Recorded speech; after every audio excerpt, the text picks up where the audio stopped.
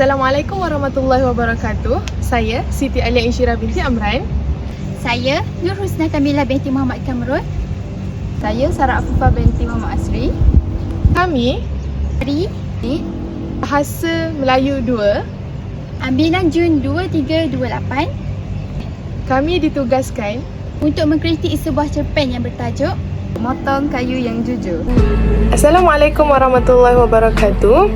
Jadi hari ini saya dan ahli kumpulan saya ingin membentangkan hasil kerja kami iaitu pentaksiran berterusan tugasan 2 bagi kod subjek BMMB 1104 Kesusasteraan dan Kebudayaan Melayu. Jadi kami ditugaskan untuk mengkritik satu karya sastra yang telah kami pilih. Pertamanya saya ingin mengucapkan jutaan terima kasih kepada pensyarah kami iaitu Encik Amir Hamzah bin Yaakob yang telah membantu kami untuk menyelesaikan tugasan kali ini. Yang pertama, mari kita pergi kepada pengenalan. Apa itu kritikan sastra? Baiklah, kritikan sastra ialah suatu usaha untuk menilai hasil karya sastrawan dengan alasan yang kukuh dan bersistematik dalam memperkembangkan sesuatu yang baik. Kritikan sastra juga merupakan kajian, penilaian dan pentafsiran sastra yang logik.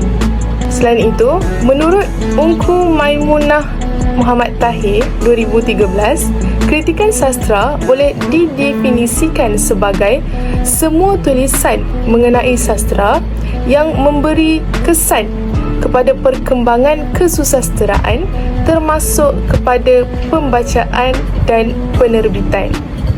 Sinopsis cerpen Pemotong Kayu yang Jujur. Seorang pemotong kayu yang tua dan miskin tinggal di sebuah kampung bersama isterinya. Mereka hidup sederhana dengan memperoleh pendapatan daripada hasil menebang dan menjual kayu api. Suatu hari, saat pemotong kayu pergi ke hutan tanpa isterinya yang sedang sakit, dia kehilangan kapaknya yang merupakan punca rezekinya. Lalu, beliau terduduk dengan sedih dan kemudian datang pari-pari yang menawarkan bantuan.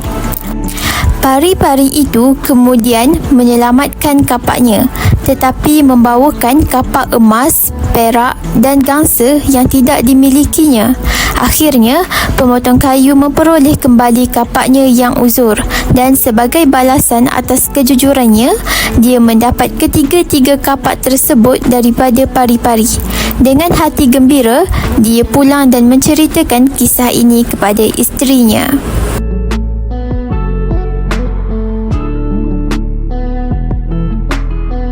Mari kita lihat kritikan sanjungan. Yang pertama, kejujuran. Menerusi watak si pemotong kayu di dalam cerpen ini, dapat kita kenal pasti bahawa beliau merupakan seorang yang jujur. Buktinya ialah beliau tidak mengambil kapak emas, perak dan gangsa kerana beliau mengetahui bahawa kapak tersebut bukan miliknya. Yang kedua, kesungguhan, di mana si pemotong kayu ini memiliki sifat kesungguhan dalam mencari rezeki. Buktinya ialah beliau mula bekerja sebelum matahari terbit.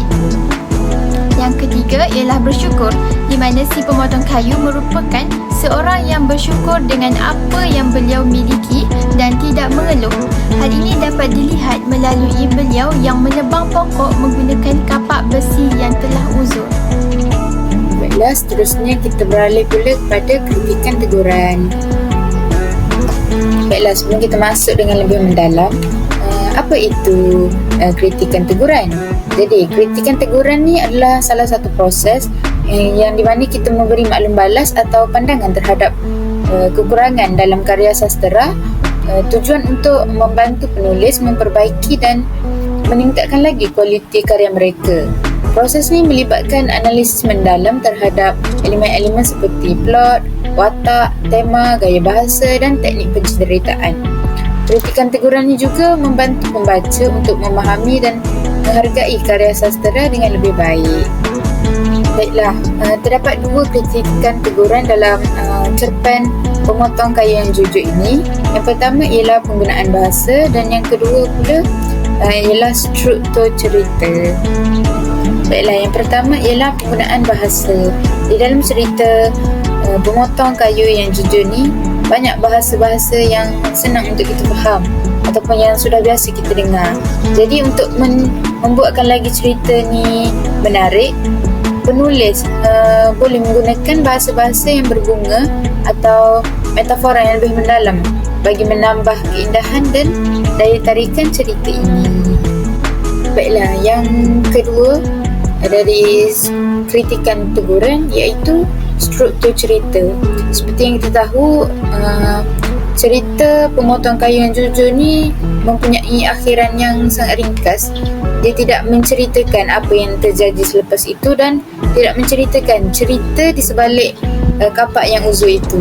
Jadi cerpen ni dianggap terlalu ringkas dan langsung dalam menyampaikan mesejnya. Mesej dia kat sini supaya kita jujur. Kritikan yang saya boleh buat ialah kurangnya nuansa atau konflik yang lebih mendalam yang boleh membuatkan cerita ni menjadi lebih menarik. Baiklah, kita beralih pula kepada kritikan saranan. Apa itu kritikan saranan? Kritikan saranan ni adalah jenis kritikan sastera yang memberikan cadangan atau saranan untuk peningkatan sebuah karya sastera. Tujuan utama kritikan saranan ni adalah untuk membantu penulis memperbaiki dan memperkayakan lagi karya mereka.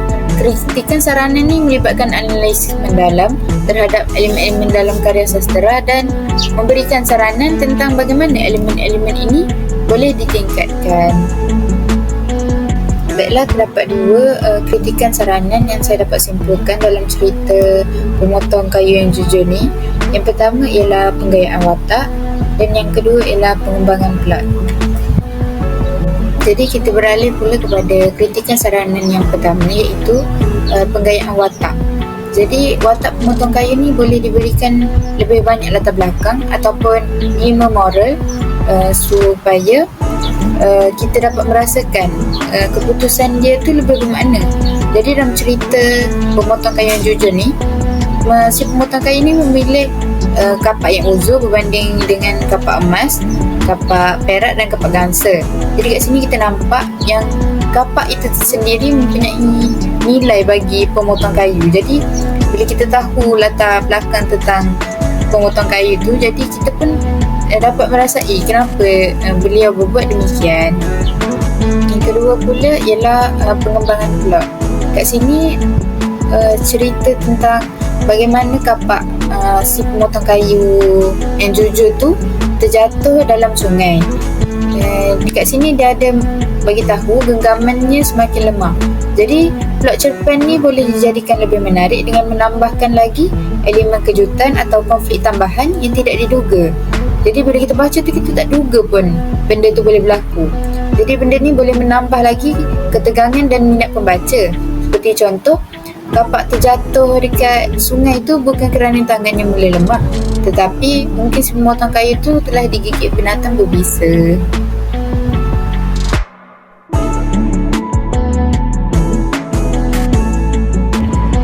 Dan akhir sekali, kita pergi kepada kritikan pendekatan.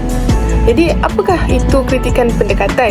Jadi, salah satu elemen yang ada dalam kritikan pendekatan ini ialah pendekatan intrinsik. Pendekatan intrinsik ini ialah pendekatan karya sastra dengan menerapkan teori dan kaedah sastra yang berpandukan kepada karya sastra tersebut. Jadi, unsur apa yang kita dapat lihat dalam kritikan intrinsik ini? Unsur yang kita boleh kritik dalam pendekatan intrinsik ini ialah unsur seperti plot, watak perwatakan, latar, sudut pandangan dan gaya bahasa. Berdasarkan cerpen ini, saya telah mendapati bahawa pemuda ini mempunyai sifat kegigihan dalam diri beliau. Sebagai contoh, sebelum matahari terbit, si pemotong kayu telah masuk jauh ke hutan untuk menebang pokok seperti biasa, namun tidak seperti kebiasaannya. Kali ini, dia tidak ditemani si isteri yang sedang sakit. Jadi, seseorang yang mempunyai sifat gigih dalam melakukan sesuatu perkara ini akan menjadikan mereka berjaya kerana mereka tidak mudah berputus asa dalam melakukan sesuatu. jelaslah di sini bahawa pemotong kayu ini gigih mencari rezeki walaupun tidak bersama isterinya untuk meneruskan hidup mereka. Kritikan pendekatan yang kedua yang dapat saya mengenal pasti dalam cerpen ini ialah watak pemuda yang jujur. Di mana di sini kita dapat lihat bahawa seterusnya Pari-Pari terjun dan datang kembali membawa pula kapak gangsa dan tidak juga dia menerimanya sehingga Pari-Pari membawa sebilah kapak besi yang uzur. Jadi dalam cerita ini Pari-Pari telah menawarkan 3 kali kapak, iaitu kapak emas, kapak perak dan kapak gangsa kepada pemuda itu. Tapi pemuda itu jujur dengan dirinya dan tidak mengaku bahawa kapak-kapak itu bukan kepunyaannya. Sifat kejujuran ini adalah suatu perkara yang sangat penting. Ia merangkumi kebenaran dalam percakapan, perbuatan serta niat seseorang. Sifat jujur ini penting kerana ia merupakan sifat induk perilaku yang terpuji untuk membawa seseorang itu kepada jalan untuk melakukan kebaikan. Secara keseluruhannya, saya dapat simpulkan bahawa kritikan sastera ini memang tidak boleh dipinggirkan dalam membuat penilaian sesuatu teks sastera, sama ada dari segi kreativiti dan inovasi mahupun disiplin dalam menghasilkan sesuatu karya. Kritikan sastera ini juga berperanan sebagai pengukuran yang memberi pertimbangan terhadap tahap mutu karya tersebut, kebaikan dan kelemahan yang membawa kepada penerimaan dan penolakan sesuatu karya. Sebelum saya mengakhiri perkongsian kita pada hari ini, sukalah saya untuk berkongsi satu rakam pantun yang berbunyi: melarik halus papan di Jawa, tersegam kukuh di gerbang batu. Adat berjumpa, terpisah jua, moga ketemu di lain waktu. Sekian, itu sahaja dari kumpulan kami.